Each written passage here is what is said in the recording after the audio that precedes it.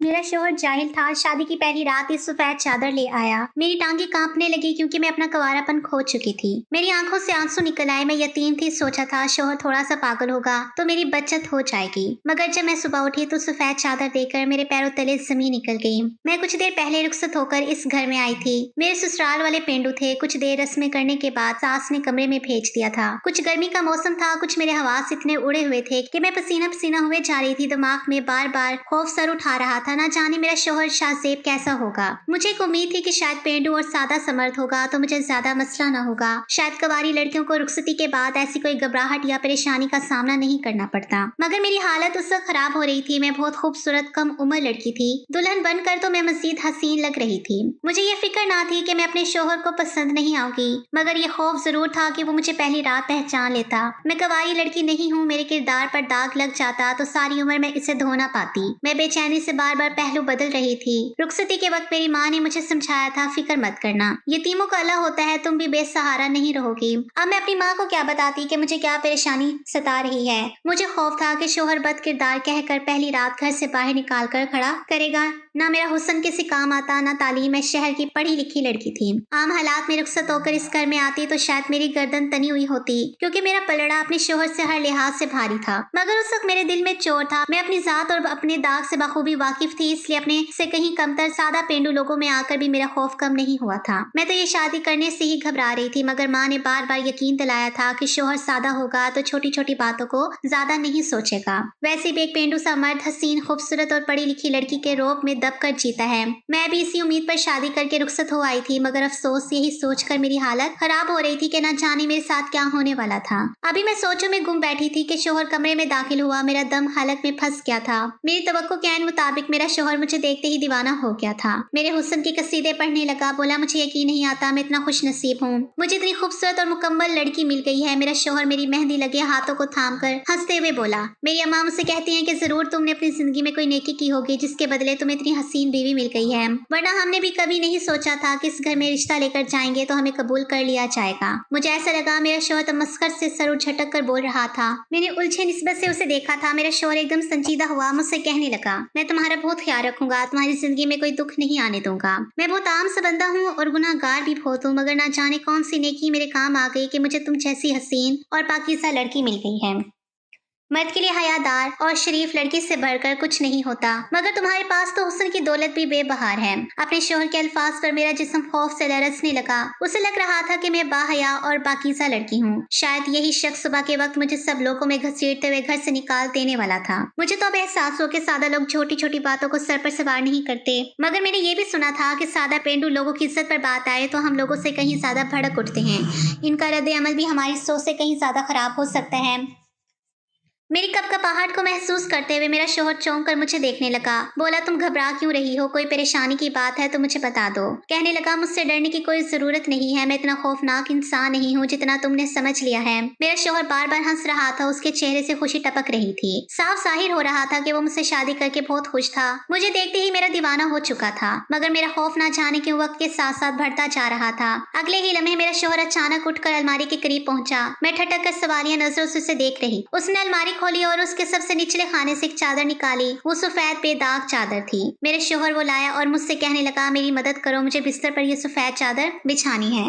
मैं हक्का बक्का उसका मुंह देखने लगी। बिस्तर पर पहले ही साफ चादर बिछी हुई थी। सफेद चादर की क्या जरूरत है? हैरत के मारे मैंने सवाल किया था। कहने लगा, इसे तवज्जो मत दो, यह हमारे खानदान का रिवाज है। अगर मैंने चादर ना डाली तो सुबह मेरी माँ इस बात पर मुझसे सवाल करेगी। हमारे यहाँ रुखसत होकर आने वाली दुल्हन की पाकीज़गी को इसी तरह जांचा जाता है। शौहर मुझे बता रहा था, जबकि मेरा पूरा जिस्म खौफ से साकिन हो चुका था। वो मुझे बिस्तर से उतरने का बोल रहा था, मगर मेरे लिए तो हरकत करना महाल हो चुका था। मुझे एक लम्हे में समझ आई थी कि मुझ जैसी लड़की गलत घर में ब्याह कर आ चुकी है, जहाँ इज्जत और किरदार को इतना सर पर सवार किया जाता था कि सफेद चादर बिछाकर बकायदा पूरे खानदान की बड़ी बड़ी औरतों को सबूत दिया जाता था कि लड़की पाकीज़ा और कवारी है। मेरे शौहर ने अपने खानदान का ये रिवाज मेरे सामने रखा तो मेरा जिस्म खौफ से साकिन हो गया। दिल चाहा अपने शौहर के पैरों में पड़ जाऊं, उससे कहूं कि ये चादर बिस्तर पर बिछाकर मेरी तौहीन ना करे। मैं ये जिल्लत बर्दाश्त करने के काबिल नहीं थी। शौहर ने मुझे सहारा देकर बिस्तर से उतारा और बेड पर सफेद चादर बिछा दी। वो बार बार मुझे तसल्ली दे रहा था, इसे सिर्फ एक रस्म समझ लेना, इसे ज्यादा तवज्जो मत दो। जाहिर गया उसे यही लग रहा था कि मैं कंवारी और पाकीज़ा लड़की थी। मेरी जगह कोई और होती तो शायद वो इस सफेद चादर को इतनी अहमियत ना देती,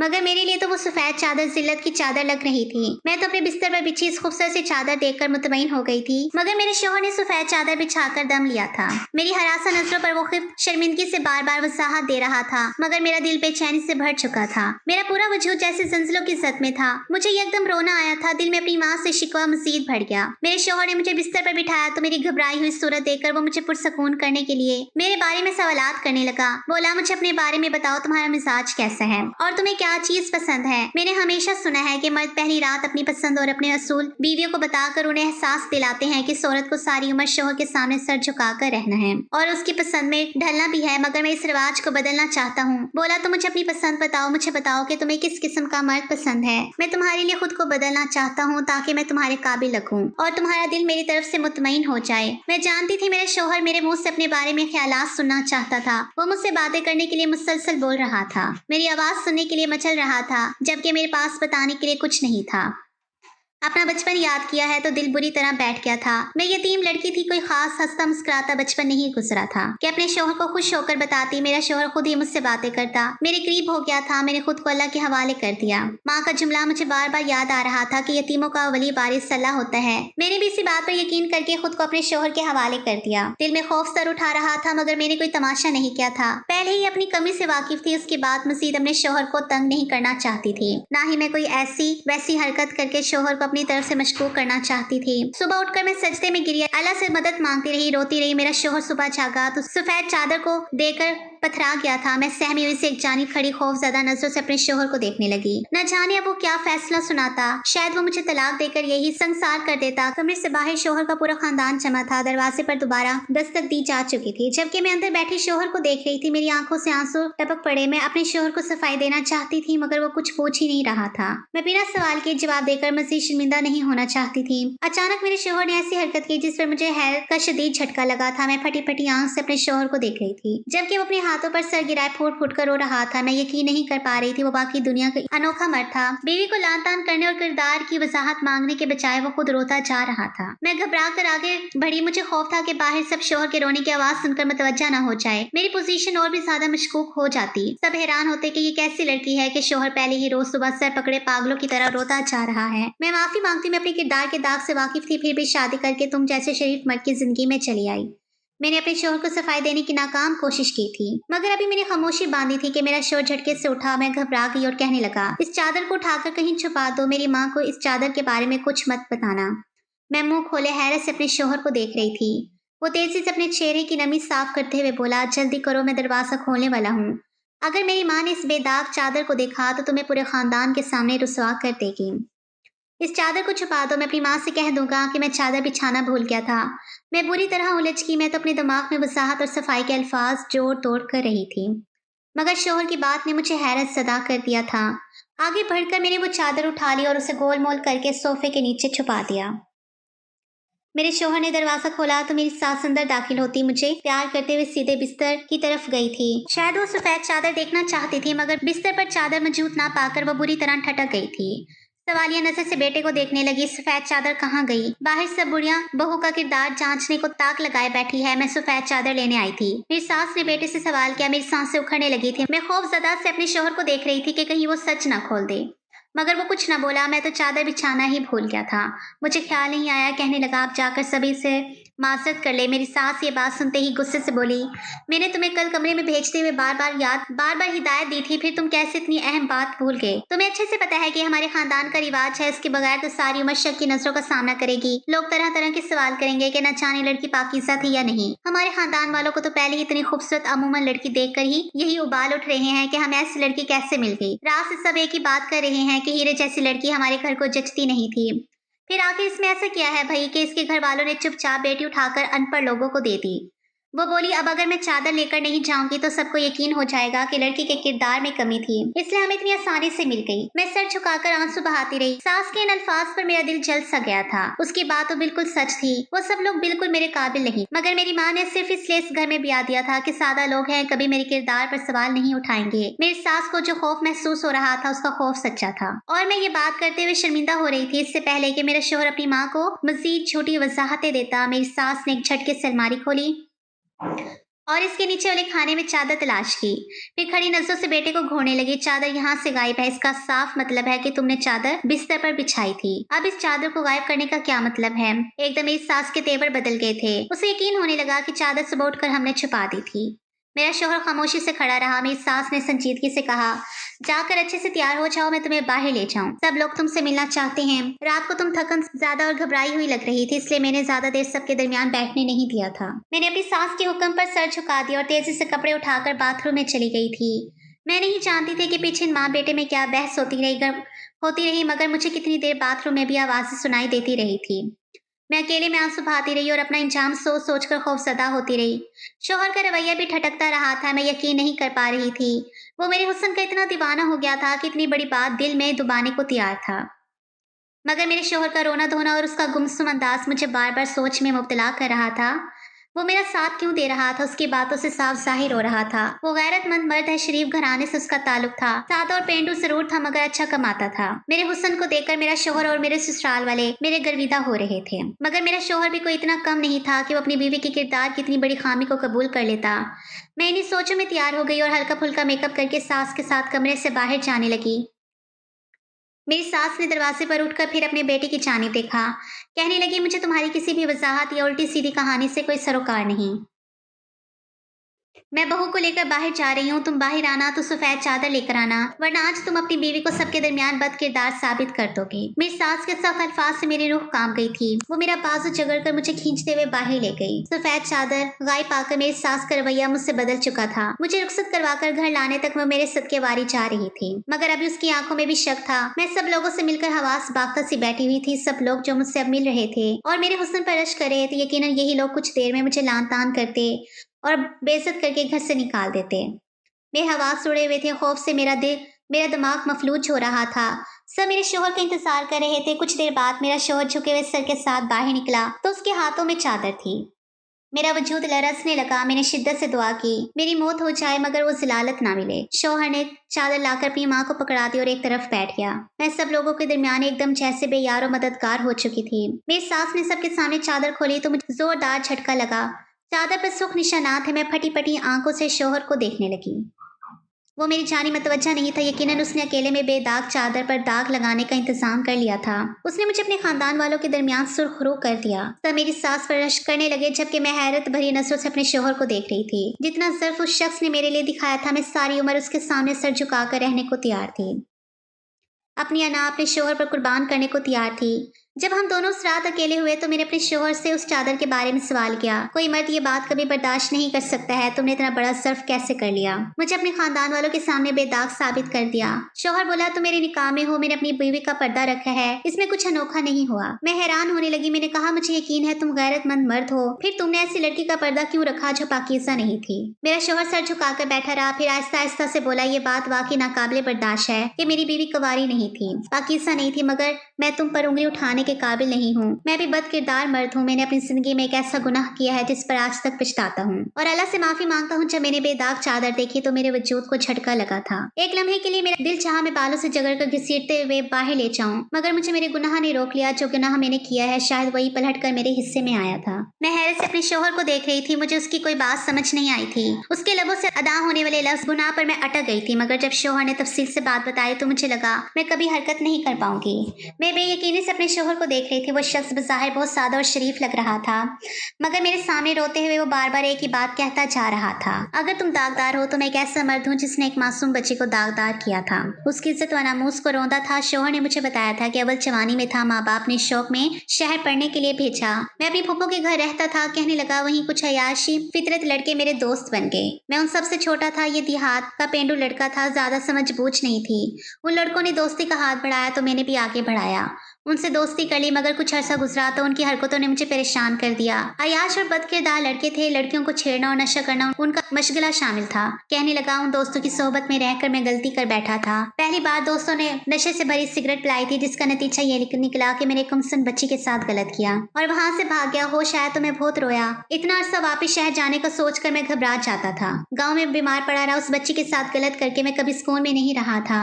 दोबारा कभी शहर वापस नहीं जा सका। डरता था लोग मुझे देखते ही पहचान लेंगे कि मैं मासूम बच्ची की इज्जत लूटने वाला दरिंदा मैं ही हूँ। बाप ने बहुत कोशिश की, फिर थक हार कर गाँव के स्कूल में तालीम हासिल करवाई और अपने साथ जमीनों पर लगा लिया। मैं जवान होता गया, घर को संभाल लिया, बहनों भाइयों सबकी शादियां की, मगर जमीर से कभी बोझ नहीं उतरा था। कितना अरसा माँ मेरे लिए लड़कियां ढूंढती रही, मगर मैं किसी के लिए राजी नहीं हुआ था। बोला मैं खुद को अब किसी लड़की के काबिल नहीं समझता था। इज्जत सिर्फ लड़की की नहीं, मर्द भी बा हया और बा किरदार हुआ करते हैं। मैं रो रो कर अल्लाह से माफिया मांगता रहा, मगर फिर भी मेरे जमीर पर पड़ा बोझ कम नहीं हुआ था।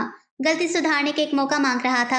अब भी माँ ने शादी के लिए बनाया तो अपने सर की कसम दी थी। कहा इस बार भी शादी के लिए ना माने तो मैं तुम्हें क़यामत के रोज दूध माफ नहीं करूंगी। मजबूरन सर झुका दिया था। सोचता था बीवी को अपने माँ से की ये घिनौनी हरकत जरूर बताऊंगा और उसे यह हक दूंगा वो चाहे तो मुझ जैसे मर्द को छोड़ दे।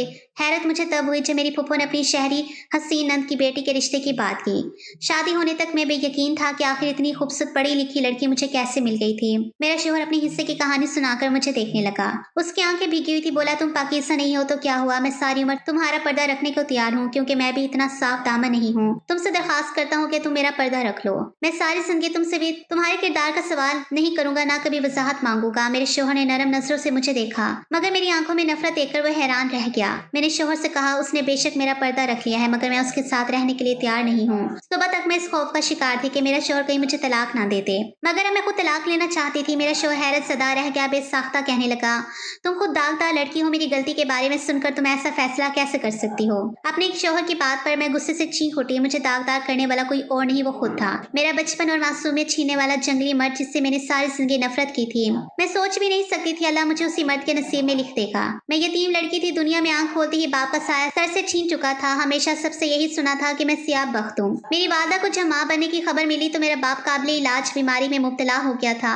और जब मैं पैदा हुई तो वो दुनिया से चल बसा। बाप की मौत का इल्जाम मुझ पर आया और मैं मनहूस ठहराई गई। नतीजा ये निकला कि चचा फुफियों की नफरत का निशाना बनी रह गई। घर में हर बंदा मुझसे नफरत का इजहार करता था।